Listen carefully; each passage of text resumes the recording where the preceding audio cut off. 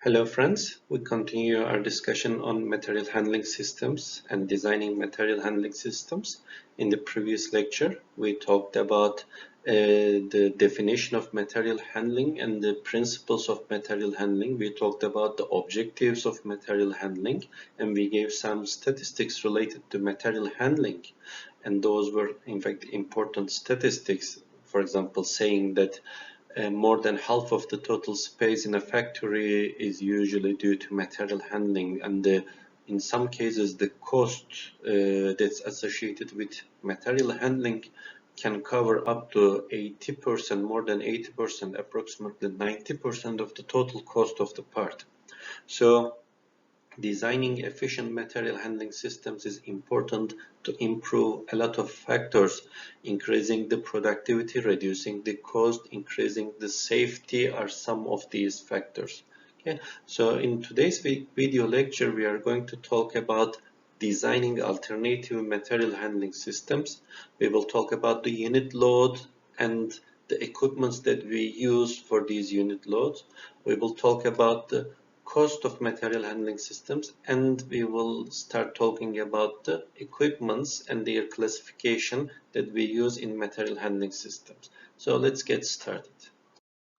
So remember the engineering design process. As engineering, while we are making a design, how do we start? We start with defining the problem, and then we start with defining the objectives for this design. Okay, how do we compare alternative designs with each other? Then we make some analysis, collect the necessary data, collect the requirements, and etc.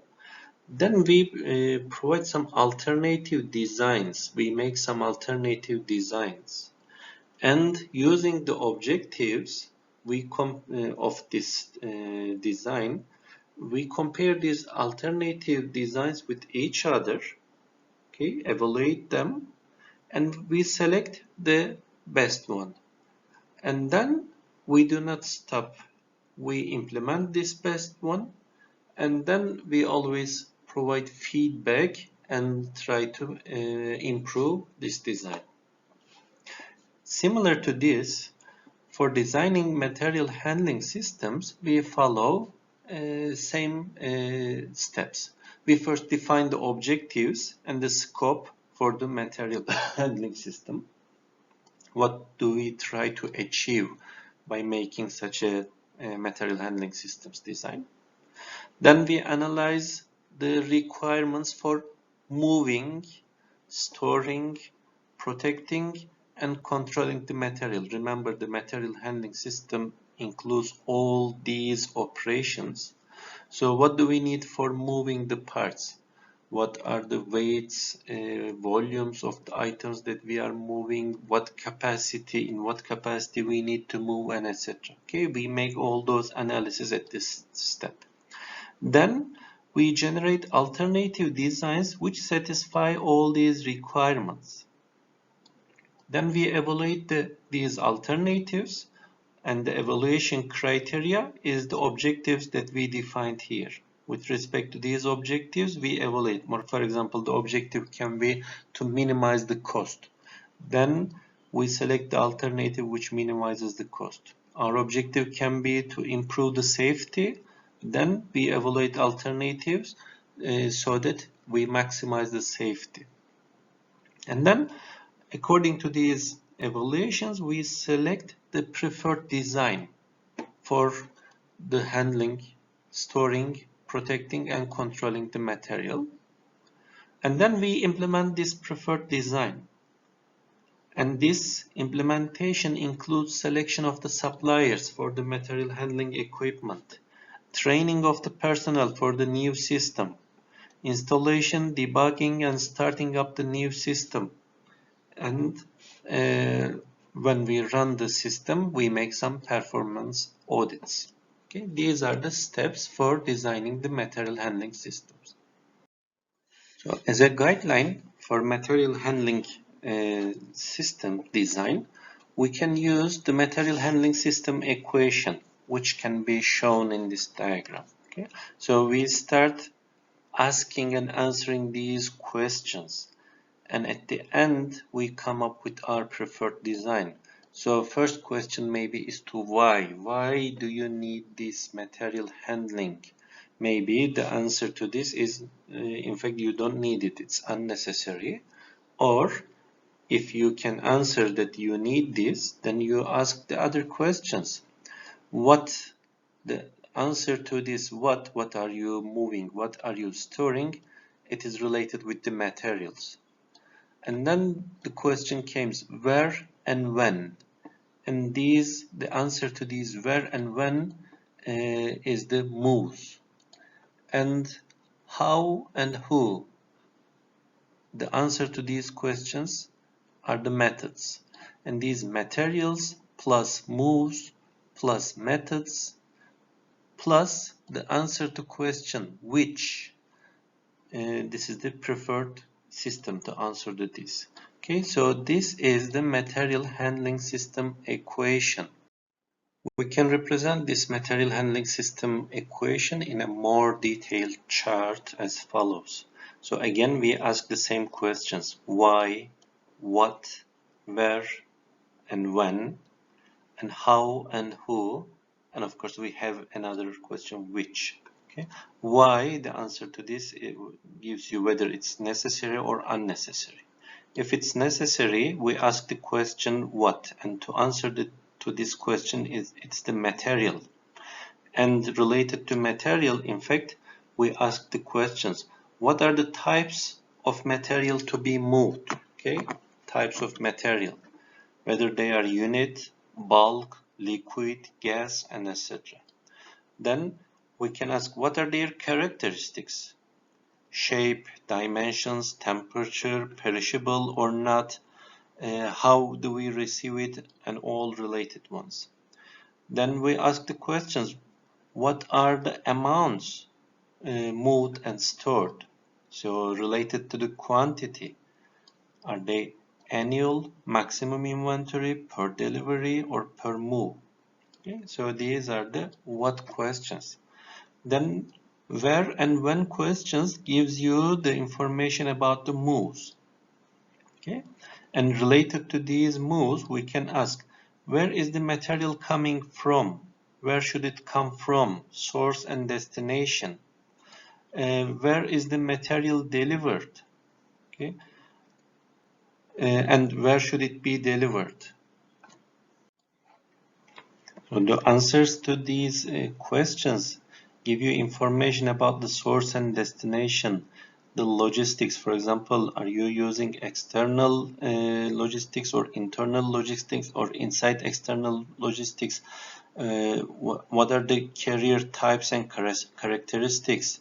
In internal logistics, you are making within the same department or to other department. What is the next workstation? And what are the load unload levels, what are the load unload methods. Okay, so again related to where, we ask where is the material, where can material handling tasks be eliminated, combined, or simplified? Where can you apply mechanization or automation? Okay, so related to when questions, we should answer when, we should ask when is material needed, when should it be moved, when is the time to mechanize or automate. Okay, when should we conduct a material handling performance audit. So these are several questions related to where and when, which are related to the move. Okay, and the next questions are the how and who, which gives you the method.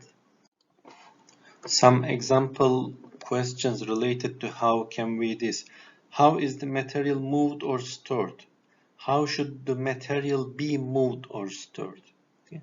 How much inventory should be maintained? How is the material tracked? How should the problem be analyzed? These are questions related to how. Okay, and also related to who type questions, we should ask who should be handling the material, What are the skills to perform these material handling tasks? Who should be trained to service and maintain the material handling system? Who should be involved in designing this system? Again, the answer to these questions gives us the method and gives us details about the handling unit, about the equipment, and about the manpower.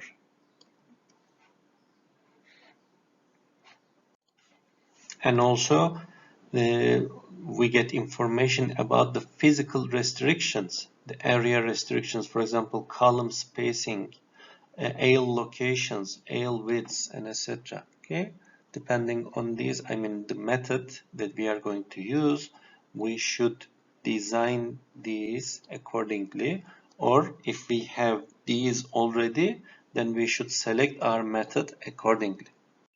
For making material handling systems design to organize the data and generate alternatives, we can use material handling planning charts. These can be used to gather information pertaining to a specific material handling problem and to provide a preliminary examination of the alternative solutions. So, what we can do is we can use this at the initial stages of the design, and then later on we can refine the solution strategies using other methods such as simulation of alternative solutions, a detailed simulation model. So in these charts, planning charts, we need to list each material handling activity, each activity as operation, transport, storage, and inspection. And in these charts, the sequence of activities, the sizes of the loads, the amounts that are being moved or stored, the frequency of these operations or transportations, the distance of the transportations, the method of handling should be included. So let's see an example to understand it better. So this is an example of a material handling planning chart. You see at the top of the chart we have some information related to the company, the product that we are investigating, who prepared it, the date, and you see it says layout alternative. So we can prepare such charts for different layout alternatives. Okay. So here in this first column we see the steps of this production or this material handling, and for each one of these steps we identify whether it's an operation or transportation and etc. We have a basic description. So this first one is a storage operation, and it's the storage of these bar stocks in storage. Okay. Then if it's an operation, for example, we can list this operation number, and then in which department these take place. For example, this first one is storage, and it takes place in stores. And then if we are using any kind of container, then we write it, the size of it, and etc. So up to this point, we answer the question where. Okay, here we answer the question where. Okay, from this ninth column, this is the ninth column, to here. Okay, we answer the question what is moved.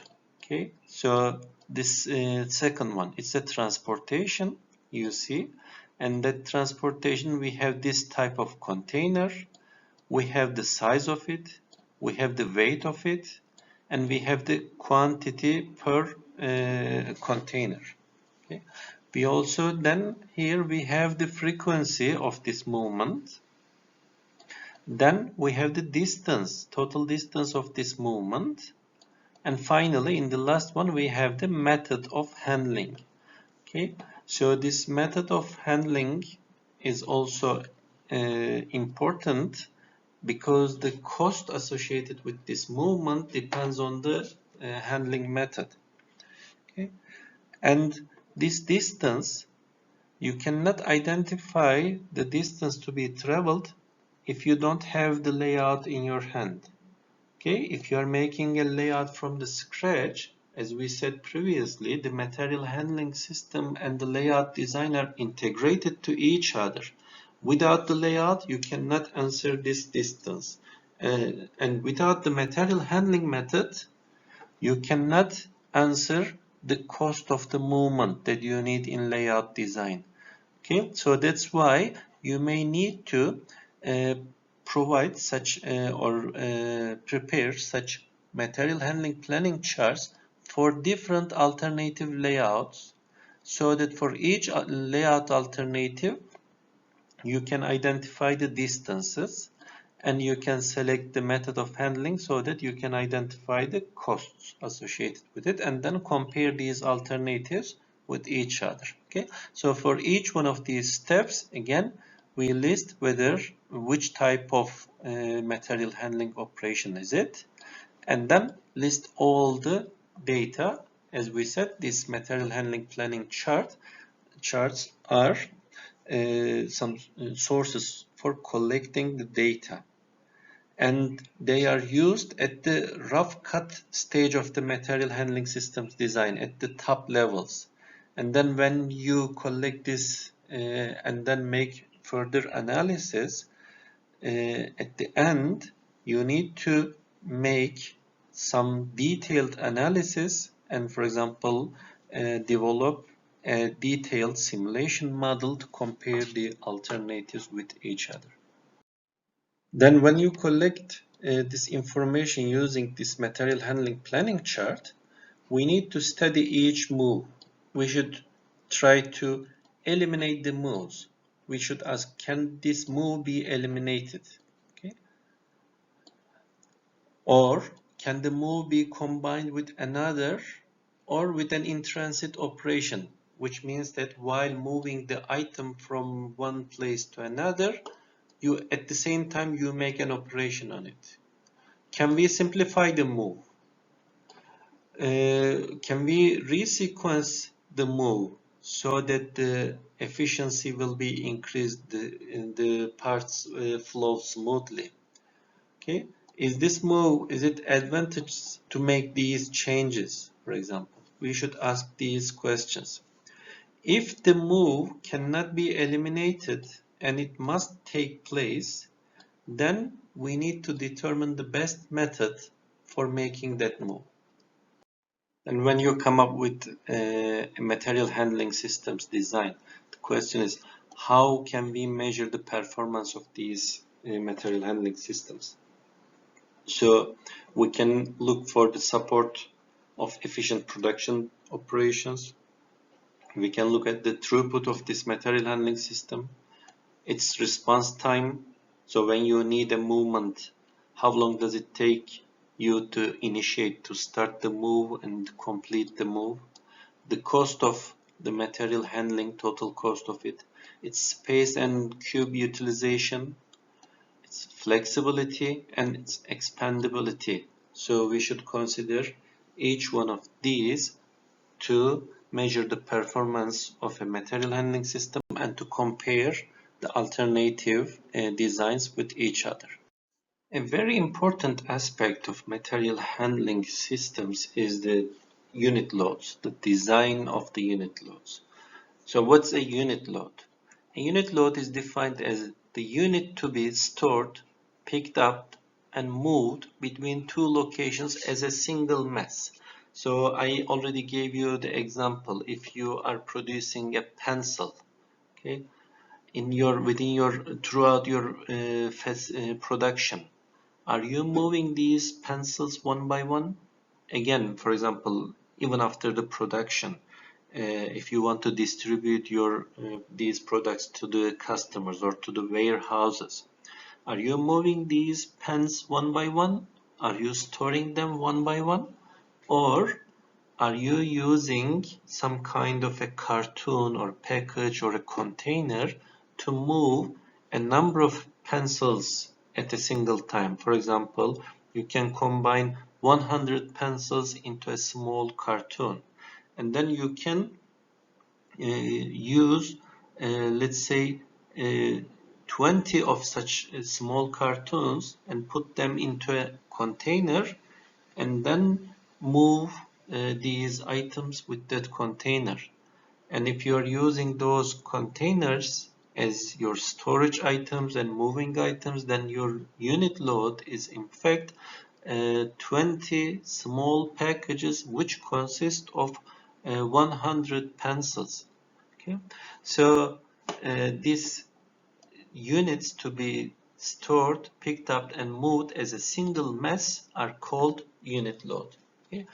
If, for example, you have an item which is larger, a little bit larger, so that a single person carries a single part. So your unit load is a single part.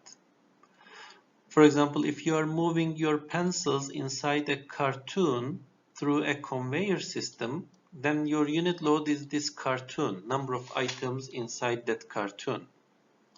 Okay, and if you are using those a number of cartoons on a pallet moved by a forklift, then your unit load is that load of pallet.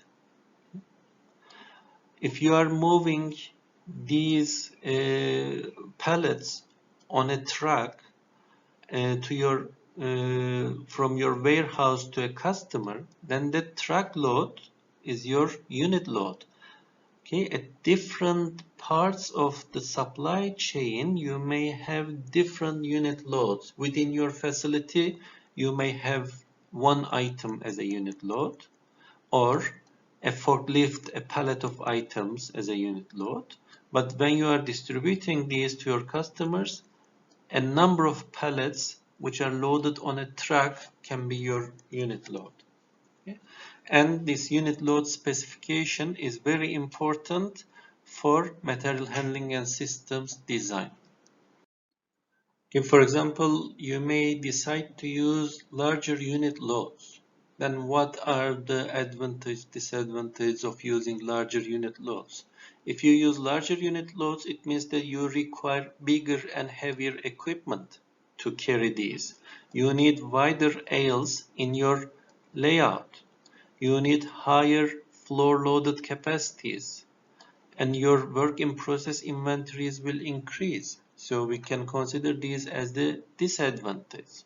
But on the other hand, if you use larger unit loads, it means that you are, instead of moving one material at a time, one part at a time, you are using 100 parts at a time. It means that you require fewer moves. So your total transportation cost may be less.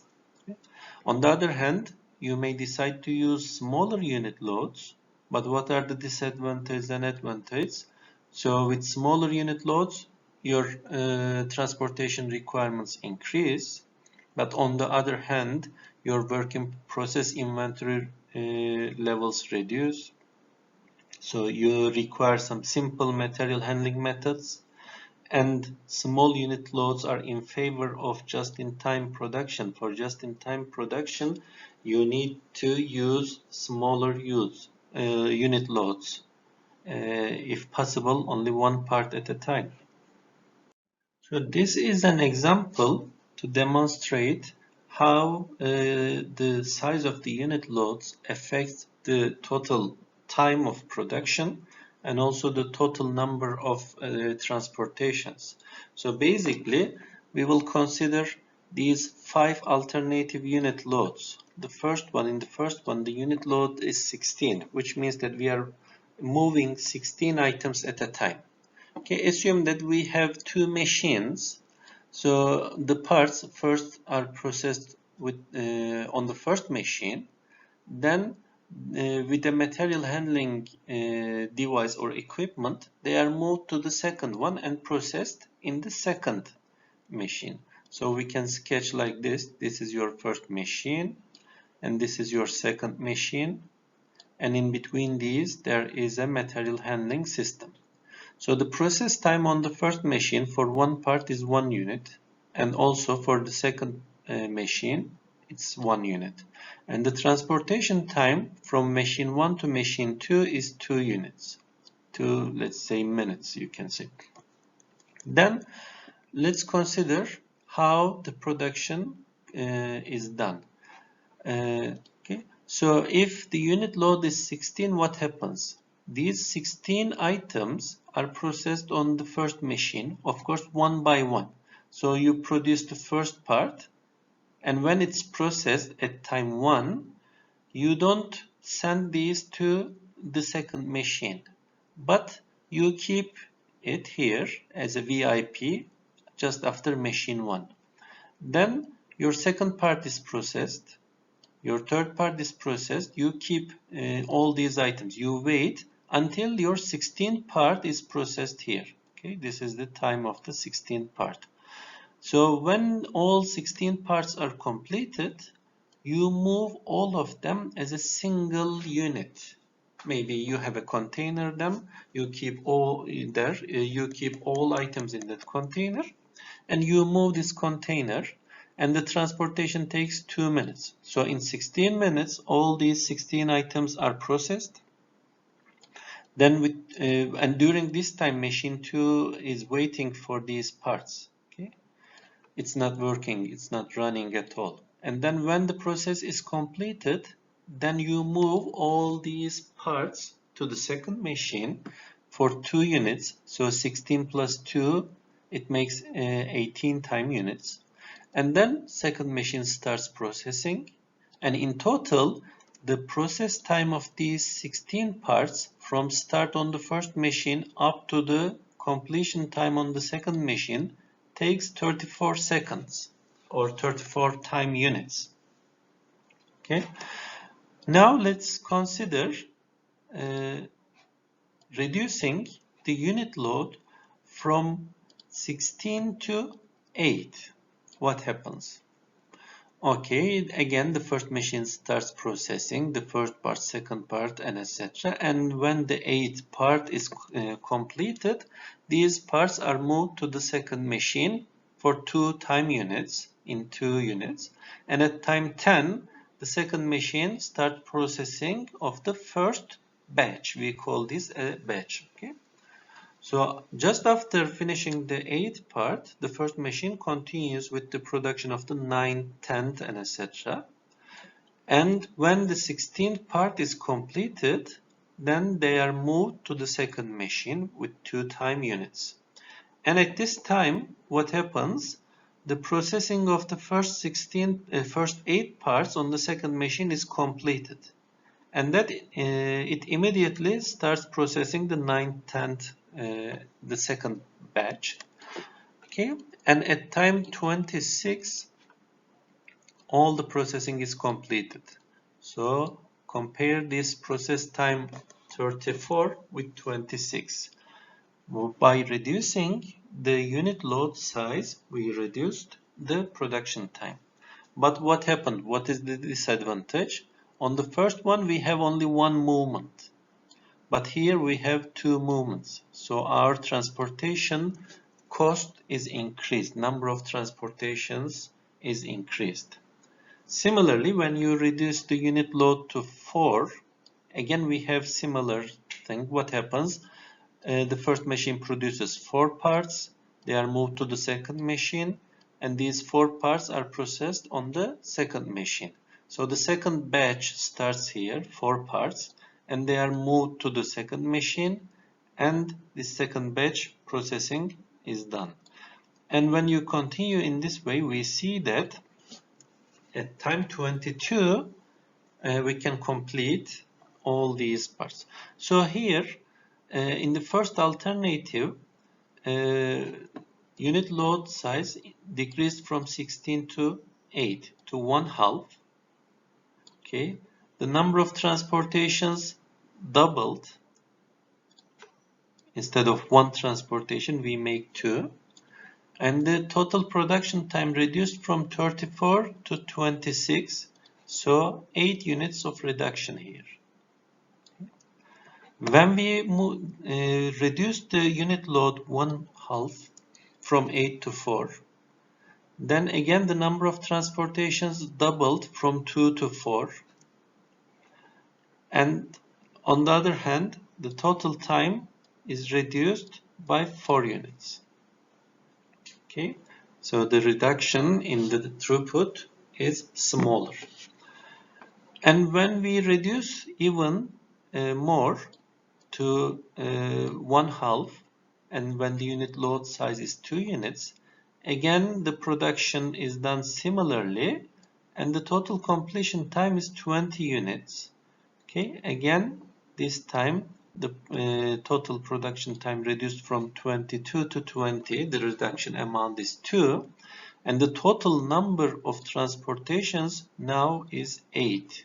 We make in total 8 transportations. Finally, when we reduce the unit load to 1, okay, carry each part by itself, what happens? Something interesting happens here. You see when the first part is finished here, it's moved to the second one, but this transportation time is 2 units. And then it immediately starts in the second part.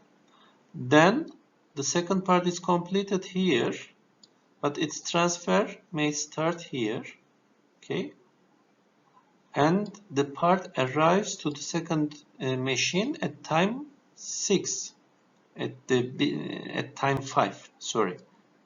Okay, and then its processing is started here. But during this time here, the machine is idle, waiting for the part. Again, from part 2 to 3, during this time, all these times, the second machine is idle. And because of these idle times, because the transportation time is 2 units, which is longer than the process time, the total processing time of the parts increases this time from 20 to 34. And when you compare these two alternatives with each other, in the first alternative we make only one transfer and the total time is 34. And here we make 16 transfers and the total time is 34 again. So what do we understand from this example? We understand this. If you reduce the unit load size, the number of transfers increases. When you reduce the unit load size, the production time reduces up to some point, but after that point it may start to increase due to the idle times on the machine. So the unit load size is very important. It has an effect on the transportation cost, and it has an effect on the production time. So the unit load size must be determined carefully. At different levels of the supply chain, the unit load may be different, as I told you before. Okay. So during this production of these paper clips, for example, okay, so at some machines, between some machines, you may decide to carry one item, one part at a time. But then while moving these from the production department to the storage department, you may combine these a number of paper clips into a unit pack, and then, for example, 10 pieces in one pack, and then you can combine these packs into an inner pack so that you place it into a cartoon, so you can send these cartoons from your customers to your let's say from warehouses to your retailers. Okay, so as I said, at the end of production in your manufacturing facility, you may send these items to your storage or warehouse using pallet loads. And when you need these items to send to your retailers, you may use these tiers, one tier, and or one cartoon or a number of cartoons from this tier to send to your retailers. Yeah. And in your retailers, you can sell these to your customers with smaller packs. And you see there is an integrity of these unit loads. What does integrity means? So these paper clips, a number of paper clips should be able to contained in a unit pack. The size, the dimensions of these unit packs must be suitable for that.